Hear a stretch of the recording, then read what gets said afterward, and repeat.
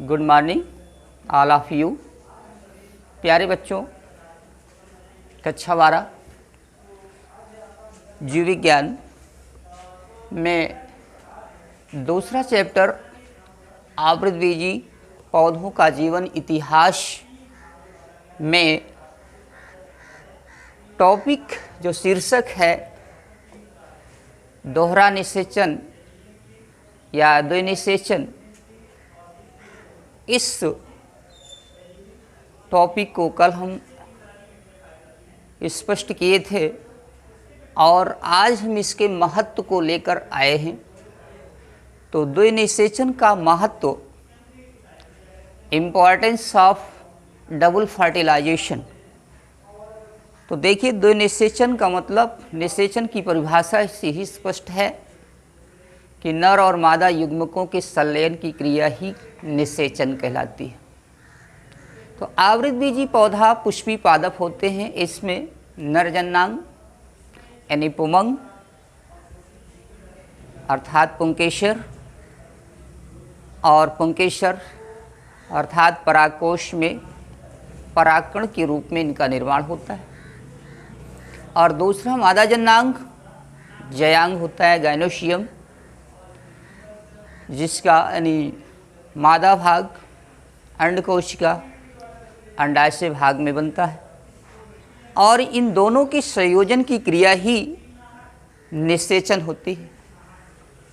तो निषेचन के पश्चात ही बीज और फल का निर्माण होता है। तो इसका महत्व का वर्णन सबसे पहले 1898 ईस्वी में, यानी द्विनिषेचन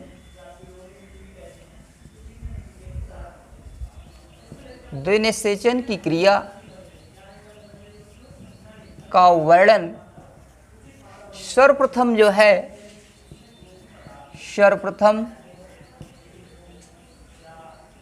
1898 ईस्वी में वैज्ञानिक नवाशिन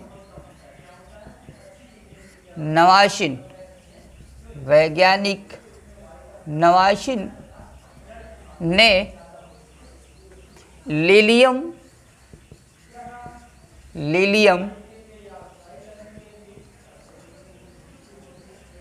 और फ्रिटलेरिया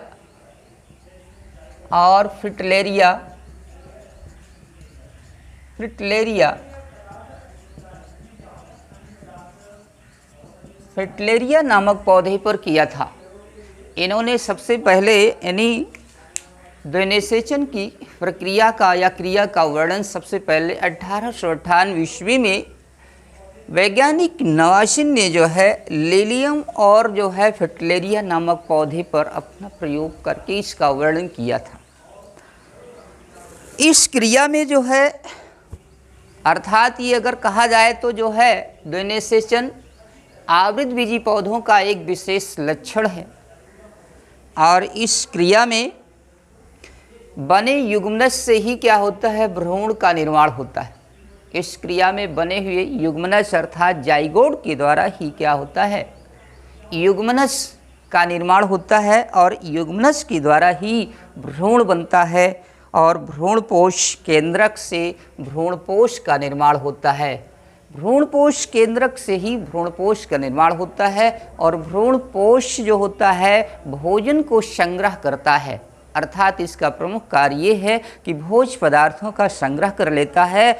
और जो भ्रूणपोष भोजन का संग्रह कर लेता है तो भ्रूण के निर्माण की क्रिया में जो होता है यह भोजन विशेष रूप से प्रयुक्त होता है और इसके पश्चात भ्रूणी विकास की क्रिया संपन्न होती है, अर्थात बीज का अंकुरण होता है और इसी के पश्चात ही जो होता है भ्रूण का उचित विकास होता है, जिससे बीज और फल का निर्माण होता है। तो कहने का मतलब है कि द्विनिषेचन की क्रिया अत्यंत ही महत्वपूर्ण होती है, क्योंकि इसमें बना हुआ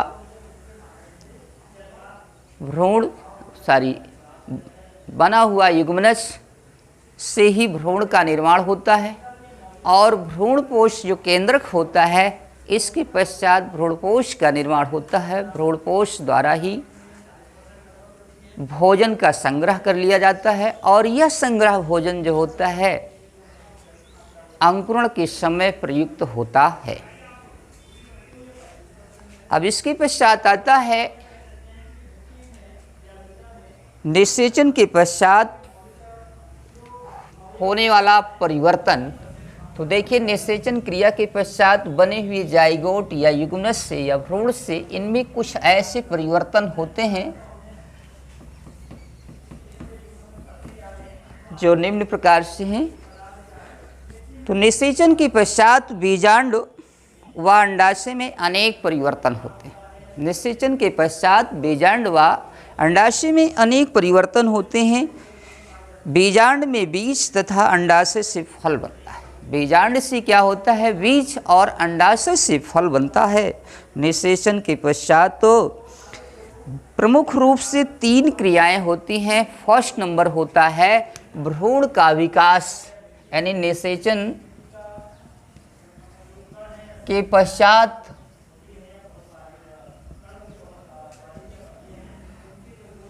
परिवर्तन। तो देखिए, निषेचन के पश्चात यानी भ्रूण से क्या होता है, यानी बीजांड से बीज बनता है। बीजांड से बीज बनता है और अंडाशय यानी ओवरी, अंडाशय ओवरी से फल का निर्माण होता है। फल का निर्माण होता है। तो इस क्रिया में 3 प्रमुख भाग होते हैं। नंबर 1 होता है भ्रूण का विकास, यानी किसका विकास? भ्रूण का विकास, यानी development of embryo. Development of embryo इस क्रिया में, यानी कि निषेचन के पश्चात होने वाले परिवर्तन की क्रिया में जो होता है भ्रूण का विकास जो होता है, यानी फर्स्ट नंबर क्या है? भ्रूण का विकास। और दूसरा नंबर होता है भ्रूणपोष का विकास। सेकेंड नंबर भ्रूणपोष का विकास। भ्रूणपोष यानी डेवलपमेंट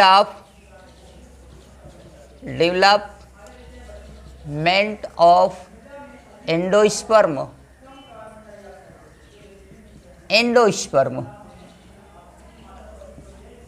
तो कहने का मतलब दूसरा स्टेप जो है भ्रूणपोष का विकास। फर्स्ट स्टेप भ्रूण का विकास, दूसरा स्टेप क्या है? भ्रूणपोष का विकास। और तीसरा स्टेप जो होता है फल एवं बीज का निर्माण होता है। बीज एवं फल का निर्माण, यानी formation of seed and fruit. तो ये 3 अस्त्र हैं, यानी कहने के पश्चात, यानी निषेचन के पश्चात जो होता है, जो परिवर्तन भ्रूण की स्थितियों में आता है, बीजांड से बीज बनता है और अंडाशय से फल बन जाता है। इस क्रिया में 3 प्रमुख भाग होते हैं। फर्स्ट नंबर क्या है? भ्रूण का विकास। दूसरा नंबर होता है भ्रूणपोष का विकास। तीसरा नंबर होता है बीज और फल का निर्माण होता है। बीज और फल का निर्माण होता है। ठीक है। तो बेटा इस स्थिति के बाद जो है भ्रूण की औतिकी रचना आती है, यानी भ्रूणपोष की औतिकी रचना। इसे थोड़ा सा देख लीजिए, यानी भ्रूण की औतिकी रचना क्या है? Histology of endosperm. Histology of endosperm, या इसे कहा जाता है भ्रूण की ऊतकी रचना।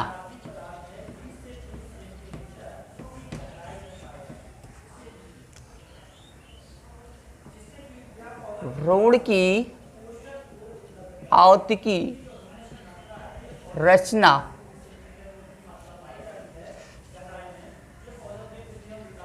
हिस्टोलॉजी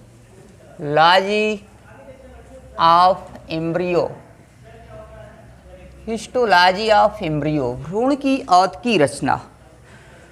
देखिए भ्रूणपोष की कोशिकाएं समव्यासी होती हैं, यानी भ्रूणपोष की जो भी कोशिकाएं हैं ये कोशिकाएं क्या होती हैं, बिल्कुल समान रचना में होती हैं।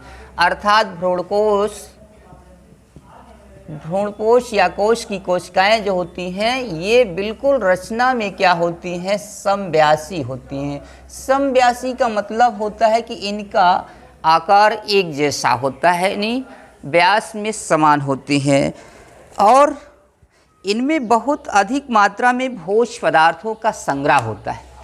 कहने का मतलब है भ्रूणपोष में जो होता है यानी समव्यासी कोशिकाएं होती हैं और इन कोशिकाओं में क्या होता है, भोजन का अधिक से अधिक मात्रा में संग्रह होता है और भोजन का निर्माण एवं प्रकृति जो होती है पौधों की भिन्न भिन्न होती है। मतलब हर प्रकार के पौधों में, जैसे पौधों की बहुत सी जातियां हैं, बहुत सी संख्या है, तो हर पौधों में क्या होता है, भ्रूण का निर्माण की क्रिया भी अलग अलग होती है और इनमें भोज्य पदार्थों के जो मतलब संग्रह की क्रिया होती है सभी पौधों में एक जैसी नहीं होती है, सभी में क्या होता है अलग अलग तरीके से होता है, अर्थात भिन्न तरीके से होता है। भ्रूणपोष की कोशिका भित्ति क्या होती है, पतली होती है। कहने का मतलब भ्रूणपोष की कोशिका जो होती है ये सेल वॉल जो होती है, इसकी भित्ति जो होती है, ये भित्ति यानी वॉल जो होती है ये पतली होती है। लेकिन कभी कभी ऐसा होता है अगर इस भ्रूणपोष में जो होता है सेलोज होता है, एक पदार्थ है, इस सेलोज के कारण क्या होता है, संग्रह हो जाने से इसकी भित्ति क्या होती है, मोटी हो जाती है। भित्ति क्या होती है, मोटी हो जाती है। तो कहने का मतलब है कि अगर भ्रूणपोष की कोशिका भित्ति में क्या होता है, सेलोज नामक पदार्थ का संग्रह हो जाता है तो इसकी कोशिकाएं क्या होती हैं, मोटी हो जाती हैं, अर्थात रचना में क्या होती हैं, यानी एक समान नहीं होती हैं। कारण ये है अन्य कोशिकाओं में अन्य प्रकार के भोज्य पदार्थ संग्रह होते हैं तो उनमें क्या होता है, थिकनेस कम होता है, लेकिन इनमें क्या होता है, थिकनेस अधिक होता है। तो ये स्थितियाँ क्या होती हैं, सभी पौधों में एक जैसी नहीं होती हैं। तो आज बेटा यहीं तक जो है हम आपको बता रहे हैं। इसके बाद जो होता है भ्रूणपोषी और अभ्रूणपोषी बीज आते हैं और इनके उदाहरण क्या हैं, कैसे हैं, किस प्रकार से, इसको हम नेक्स्ट क्लास में जो है स्पष्ट करेंगे। थैंक यू, धन्यवाद।